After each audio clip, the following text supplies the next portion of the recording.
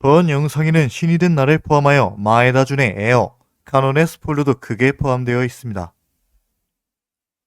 미연씨 시나리오 라이터계의 최고 네임드 마에다준의 돌아온 신작 신이 되는 날이 오늘 이야기해볼 애니메이션입니다. 미연씨계의 시나리오 라이터라고 소개를 드렸는데요. 마에다준이 애니메이션 각본을 쓰게 된 지는 꽤 지났습니다.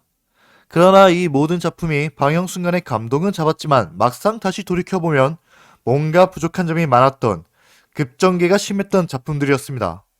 그러한 비평들을 보완하는 것과 초심으로 돌아가는 것을 목표로 긴 시간을 들여 집필한 작품이 바로 이번 신작이 되겠습니다. 일단 작품 전체적으로 마에다준의 느낌이 진짜 진하게 납니다.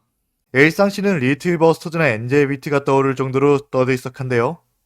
우당탕탕한 느낌이라고 할지 캐릭터들이 활발하고 개그 템포는 상당히 빠릅니다. 2000년대 초부터 2010년도까지의 개그 스타일을 보여주기 때문에 취향에 맞지 않으면 어수선하다고 느낄 수 있을 겁니다. 그리고 당연히 이 작품에서도 마에다준이 좋아하는 야구는 나옵니다. 하지만 이전 작품들에서도 엄청난 비중을 차지했던 데다가 비평받는 요소 중 하나였던 만큼 이번에는 야구 에피소드는 짧게 끝이 납니다. 그 대신에 마에다준이 야구만큼 좋아하는 마작은 처음으로 작품에 등장하게 되고 한 에피소드 전체를 차지하게 되는데 이건 솔직히 최악의 화수였습니다. 제 애니사 위스트 1위로 남을 정도로 아주 끔찍한 에피소드였죠. 하지만 뭐 긍정적이든 부정적이든 마에다의 색채가 강하다 보니까 오래된 키파로서는 흥분할 수밖에 없었고 또 기대를 하게 되었죠. 작품의 캐치프라이즈가 신을 죽이고 세상을 구할 것인가, 신을 지키고 세상을 멸망시킬 것인가 였기 때문에 이게 왠지 마에다준이 참여하지 않았던 기사 작품 하나를 떠올리게 만들었는데 본 내용은 그렇게까지 스케일이 크지는 않습니다. 아니 좀 큰 것 같기는 한데 그걸 중점으로 다루지 않다 보니 일상적인 분위기에서 크게 벗어나지가 않죠. 그래서 본 스토리 이후 몰입도 부분에서는 크게 깨지지 않았다는 장점이 있습니다. 이게 원래 마에다준의 스타일이기도 했고요.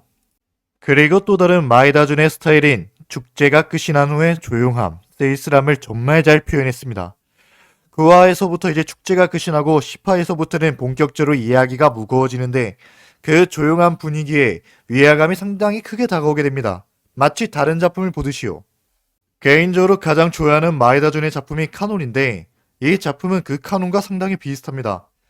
카논에서 기적을 일으키는 히로인 아유가 전지전능한 능력으로 미래를 예측하는 희나, 그리고 그 힘을 잃고 보이는 여리고 약한 모습, 여러 가지로 비슷합니다. 그러면 카논 때의 감동을 다시 주려나? 라고 기대를 하고 있는데 거기에 에어의 명장면까지 끼얹더라고요.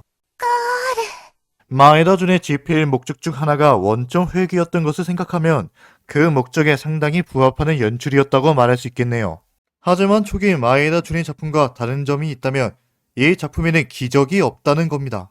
마에다준의 작품은 일상의 무력감을 불가사의한 기적이 해결해 주면서 감동을 주는 내용이 상당히 많은데 이번 작품은 순수하게 인간의 노력만을 보여줍니다. 그렇다 보니 기적에 질려있던 오랜 마에다준의 팬으로서는 상당히 놀라웠습니다. 그 부분에 대해서는 고평가합니다.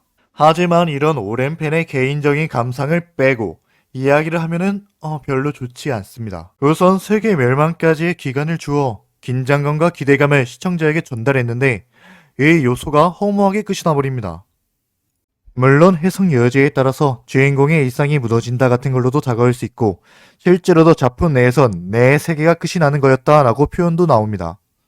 그리고 다시 두 사람의 노력으로 세계가 다시 돌아가기 시작한다. 이렇게 말하면 아름답지만 그냥 초중반에 자극적인 요소로 시청자의 흥미를 붙잡으려고 했던 것처럼밖에 보이지가 않아요. 제가 그랬거든요.